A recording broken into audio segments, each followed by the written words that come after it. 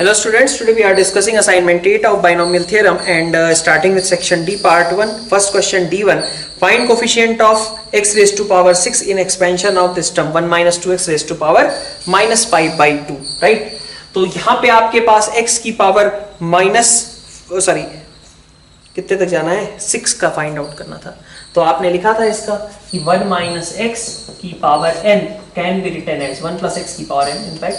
So 1 plus N X plus n into n minus 1 by 2 factorial into X square plus n minus 1 n minus 2 upon 3 factorial into X cube. ठीक है. Similarly तो n अगर आप देखो x की power 6 का coefficient अगर आप निकालना चाहते हो that there you will find n minus 1 n minus 2 up to n minus 5 and divided by 6 factorial into x की power 6, right? So I guess now you can write it कि x की जगह पे आपका क्या हो जाएगा minus 2x हो जाएगा. So this is minus 5 by 2, this one is minus 7 by 2, this is minus 9 by 2 and this is minus, this continues till minus 15 by 2, right? Upon 6 factorial or into x, in place of x you have to write minus 2x this time. So it is minus 2 raised to power 6 that will create coefficient. Fine. D2 type of questions we have already done in our classroom as well. So I don't think that we need to repeat it again. Okay, I will do one of those like D2 first. D2 first is 4 plus 2x minus x square and into 1 plus x raised to power minus 3. So if this term is given and you have to find coefficient of x raised to power 12, right? So in order to find this, what you have to do? Here you create 4 into what you have to find out coefficient of x raised to power 12 from this expansion, and plus if you take 2x from here, then coefficient of x raised to power 11. If you take minus x square, then you need to take x raised to power 10. So coefficient of x raised to power 10. So I guess now you are able to find coefficient of x raised to power 12 from this coefficient of x raised to power 11 and coefficient of x raised to power 10. Now put those values and club them. That will be your answer.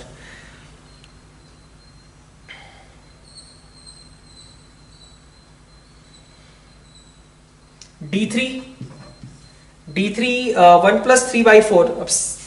This is like हमने एक question किया था जिसमें कि हमें x की small values थी और हमें नेग्लेक्ट करना स्टार्ट कर देना था. So small that x square and higher powers can be neglected. तो x स्क्वायर को आपको नेग्लेक्ट करना है, मतलब you have to take its expansion till 1 by x, right? So 1 plus 3 by 4, sorry, expansion till x raised to power 1. So 3 by 4 x raised to power minus 4 into, out of 16 you will get 4 and here it will be 1 minus 3x by 16 raised to power 1 by 2. Division you can put 8 raised to power 2 by 3, 1 plus x by 8 raised to power 2 by 3, right? So 4 और ये कितना हो गया 8 raised to power 2 by 3, ये भी तो 4 हो गया, ये दोनों तो कैंसिल हो गए.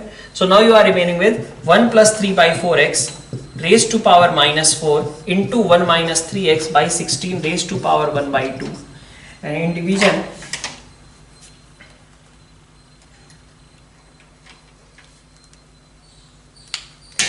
division you have to put 1 plus x raised to power x by 8 raised to power minus 2 by 3. Like this I can also write.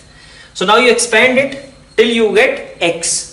So 1 plus 3 by 4, ये minus 4 into 3 by 4. So minus 3x. All other terms we have to just neglect. Next, if you are expanding this term, then you will get 1 minus 3x by 32 and other terms are neglected. Here similarly also you can get 1 minus x upon 12.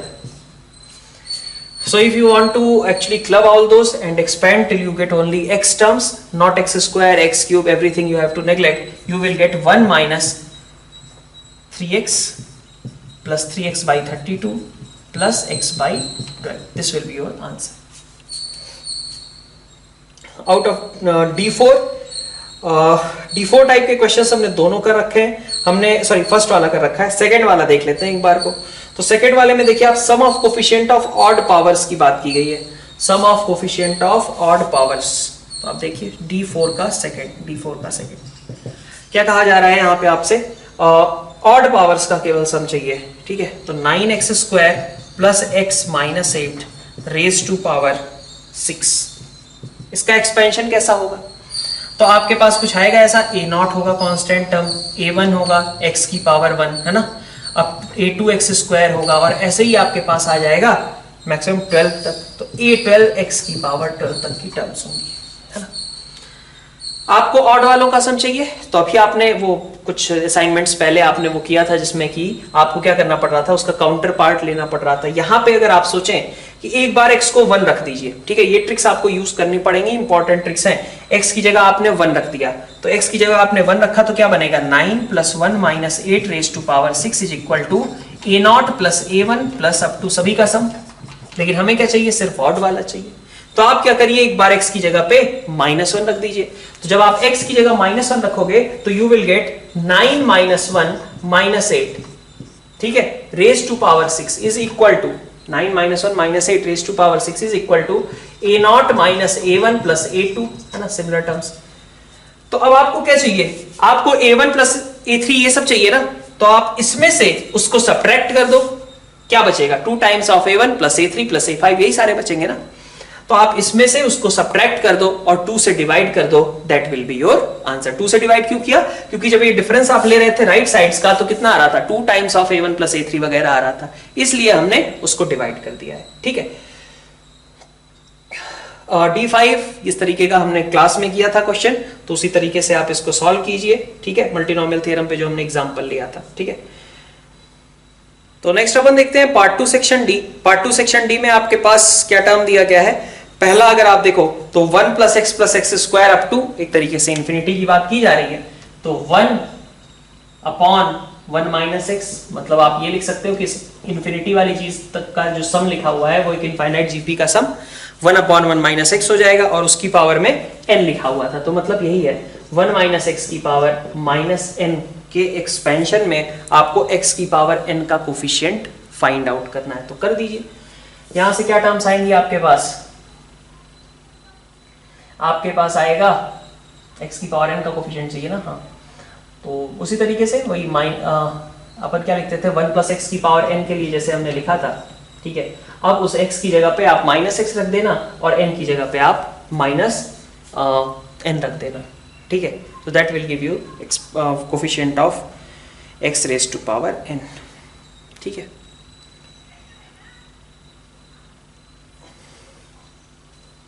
Next अपन देखते हैं D2। D2 में आप देखिए, D2 में आपके पास 1 - x + 2x² raise to power 12, x की पावर 4 का coefficient, so 1 - x + 2x² whole raise to power 12। Alpha beta gamma वाली बात कर लें, किसकी पावर में क्या रखा जाए। तो एक सिचुएशन हो सकती है कि आप यहाँ 2 रख दो, x की पावर 4 ही चाहिए ना, तो 2 रख दो, यहाँ आप 0 रखना पड़ेगा फिर, क्योंकि x की और कोई पावर ले नहीं सकते हो।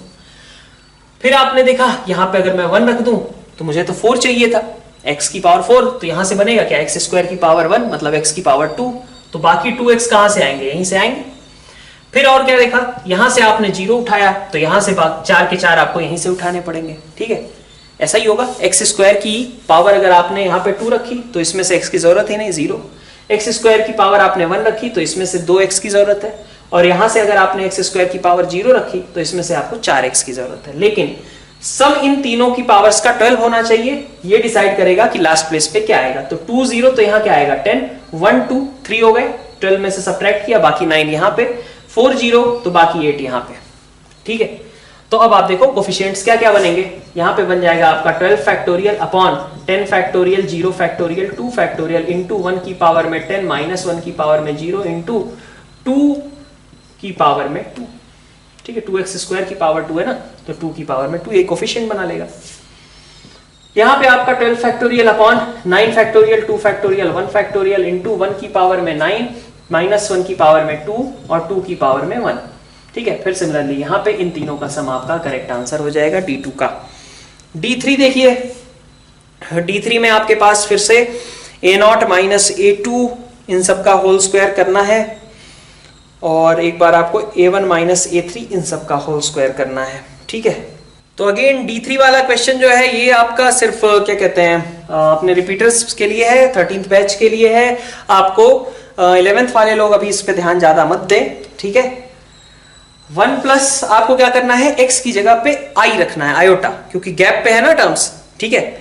तो a नॉट माइनस a2, तो एक बार आप इसमें आयोटा रख दीजिए, एक बार माइनस आयोटा रख दीजिए, ठीक है। और फिर दोनों का सम, और एक बार सम ले लीजिए, एक बार डिफरेंस। तो सम लेंगे तो आपको इवन वाले मिलने लगेंगे, और ऑड डिफरेंस लेंगे तो आपको ऑड वाली टर्म्स मिलनी शुरू हो जाएंगी, ठीक है। तो D3 में आपको कॉम्प्लेक्स वाला टर्म यूज करना है, ठीक है। अब आते हैं 1 एक्सरसाइज 1 पार्ट 3 पे, ठीक है। एक्सरसाइज 1 पार्ट 3, एक्सरसाइज 1 पार्ट 3 में हमारे पास क्वेश्चंस देखिए। तो फर्स्ट क्वेश्चन में इस द कॉलम का r plus 1th term of the first negative term in the expansion of 1 plus x raised to power 7/2, ठीक है।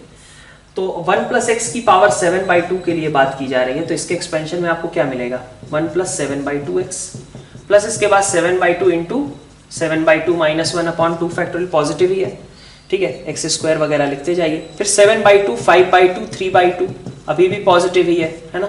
फिर अगले वाले में 1/2 तक जाएंगे आप, फिर उसके बाद वाले में आपका निगेटिव आना शुरू हो जाएगा, ठीक है। एक्सपेंशन अगर आप लिखो तो first, second, third, fourth, fifth, sixth term जाकर के पहली बार नेगेटिव हो रही है, ठीक है।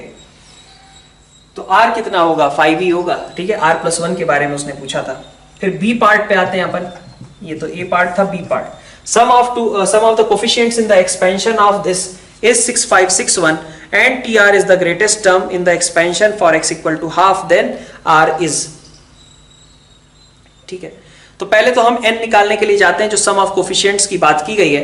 तो आप देखो 1 प्लस, ठीक है, फिर से वही इंपॉर्टेंट चीज है, 1 प्लस 2x raise to power n। इसका एक्सपेंशन में क्या आएगा, कुछ भी आए, a naught plus a1x plus a2x square up to an x की पावर n आएगा। आपको a नॉट a1 इन सब का सम चाहिए, क्या करें, x की जगह 1 रख दें। तो x की जगह आपने 1 रख दिया, x की जगह 1 रखा तो क्या बना, 3 की power n is equal to सारे कोफिशिएंट्स का सम, आया कि नहीं, जो कि 6561 के बराबर है। तो 3 की power n is equal to 6561, आपको n निकालना है, कितना हो जाएगा, तो 729 इंटू 9, तो 3 की पावर 6 इंटू 3 की पावर 2, दैट इज 3 की पावर 8। So n is equal to आपका कितना रहेगा, आंसर 8। अब n अगर आपका 8 के बराबर है तो आपको करना क्या है, 1 प्लस 2x रेज टू पावर 8 में आपको न्यूमेरिकली ग्रेटेस्ट टर्म निकालनी है, जो कि क्या होगी, आपका x क्या होगा, x इक्वल टू हाफ रखने के बाद बनेगा ना। आपका x तो ये है 2x when x is equal to half, तो ये कितना है आपका 1।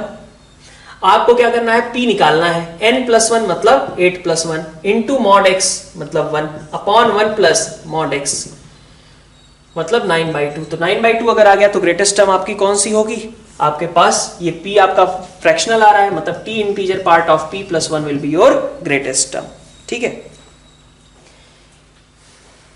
ओके, तो C वाले में देखिए आपके पास क्या कहा गया, NCR is divisible by n। तो आपके पास प्रॉपर्टी थी कि R कॉन्जिक्यूटिव जो इंटीजर्स हैं उनका प्रोडक्ट हमेशा कैसा होता है, n से डिविजिबल होता है, ठीक है।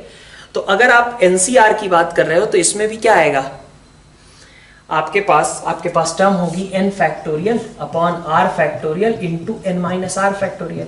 एंड अब आप चाहते हो कि n से भी डिवाइड करूं तब भी ये एक इंटीजर रहे, ठीक है। तो पक्का है ना कि इसका मतलब, अगर देखो n अगर प्राइम नंबर हुआ तो तो यहां पे अगर आप n को हटा दो, ठीक है भाई, NCR बाई NCR ये वाली टर्म तो हमेशा इंटीजर होगी ना।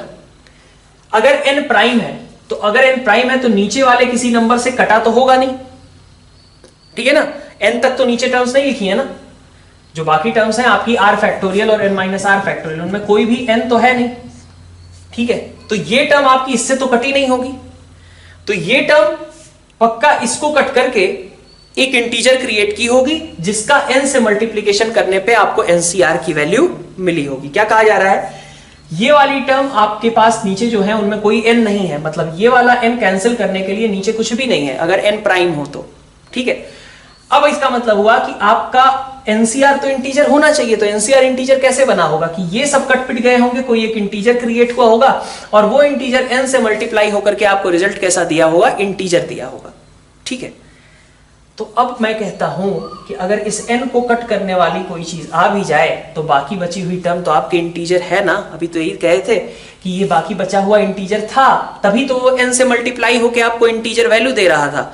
तो इसका मतलब हुआ कि अगर आप n को प्राइम नंबर रखते हो तो ऐसे सीधा आप डिवाइड उसको कर दो, क्योंकि बाकी का टर्म जो है वो खुद ही इंटीजर देना उसके लिए पॉसिबल था, क्योंकि इस टर्म को इंटीजर होना था। और इस टर्म को इंटीजर होने के लिए n को अगर अलग कर दें तो बाकी जो n-1 फैक्टोरियल हैं हमारे पास वो यहां से कैंसिल आउट हो जाएंगे, क्योंकि n अगर मान लो 37 है तो नीचे 37 तो है नहीं, तो 37 को अलग कर दें तो बाकी की टर्म भी आपकी कैसी रही होगी, एक इंटीजर ही रही होगी। ठीक है, अब हमें 37 को कट कर दिया तो बाकी की टर्म जो बची हुई थी वो इंटीजर थी ही, तो इसलिए यहां पे n जो है आपका एक प्राइम नंबर होना चाहिए।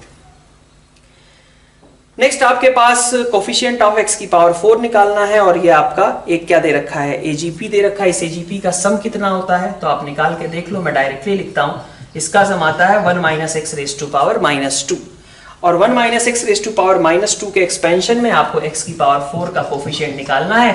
एनी इंडेक्स वाला एक्सपेंशन आप यूज कर लीजिए। ठीक है, तो इसका भी आंसर आपका आ जाएगा।